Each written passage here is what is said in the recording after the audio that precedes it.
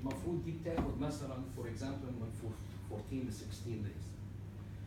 And usually this kind of fly comes during the fresh stage، يعني لما تكون جثه تكون لسه fresh.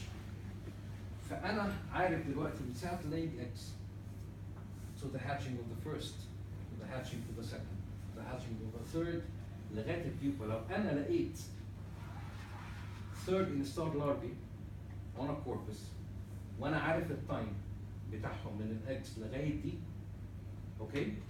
in a certain temperature اللي أنا المفروض عامل التجارب عليها طبعًا بدون مطر بدون أي حاجة.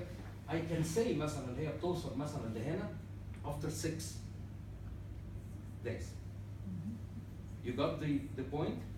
اللي أنا ببتدي أمشي معاها بالترتيب. طبعًا في فاكتورز بتأثر، يعني في فاكتورز بتدخل بتأثر، فأنا لازم أكون عارف أهم حاجة الإيكولوجي بتاعت الفلايز بتاعت منطقتي، بتاعت لبنان، بتاعت الجبل، بتاعت المنطقة دي، وأنا لقيت جريمة قتل.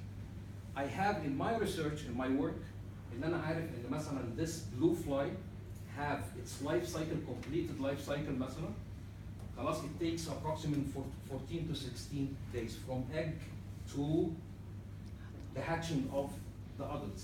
وأنا بلاقي الستيج ده وبقول مثلا this is after 8 to 9 days. ده لو كان الكوربس completely exposed للحشرات من الأول. طبعا إلا لو كان hidden لوحده بتأثر. بس this is the idea اللي انا بحاول اعرف البوست مورتم انترفل من السايكل وبعرف بالظبط انه ستيج اللي انا لقيته على الكوربس. عشان كده انا بقول after 72 hours مفيش حاجه على الجثه، لسه الجسم مفيش سامبلز مفيش اي حاجه، بقدر من الحشرات اللي موجوده دي اعرف ان الشخص ده مات امتى، عشان بتبقى مهمه جدا معرفه الشخص مات امتى، عشان بيبقى فيه ساعات قضايا انشورنس بوليسيز بتبقى معروف الشخص ده مات النهارده ولا مات امبارح ولا كذا. في اهل كتير يحبوا يعرفوا التايمنج بتاع الشخص ده مات امتى، مهمه جدا في العيله. خلاص التايمنج مش بس هو اتقتل ابن عمه قتله او وات ايفر، مهم جدا امتى انه يوم. بتفرق في حاجات كتيره في ليجل انفستيجيشن. Some of beautiful creatures ان هي كده واضحه قوي ان كده this is the upper one اللي هو الحاجه بيسموها البلو او جرين بوتل فلايز، ممكن تكون باللون الازرق ممكن تكون باللون الاخضر. خلاص ودي عندنا نوع من الفلايز تاني اسمه فلاش فلاي، ما اعرفش لو كنتوا جربتوها، ساعات بتدخل البيت بالذات هي دبانه هاف ستريب ثوركس، الثوركس بتاعها مربع وبتدخل تضرب جامد جدا في الحيطان او في الشبابيك. One of the major phenomena بتاعت الفلاش فلاي دي بيسموها فلاش فلاي يعني ذبابة الفلاش اللحمة. البلو او جرين بوتل فلايز اللي هو بيسموها البلو فلايز اللي هي ميتاليك ثوركس اند ابدومن.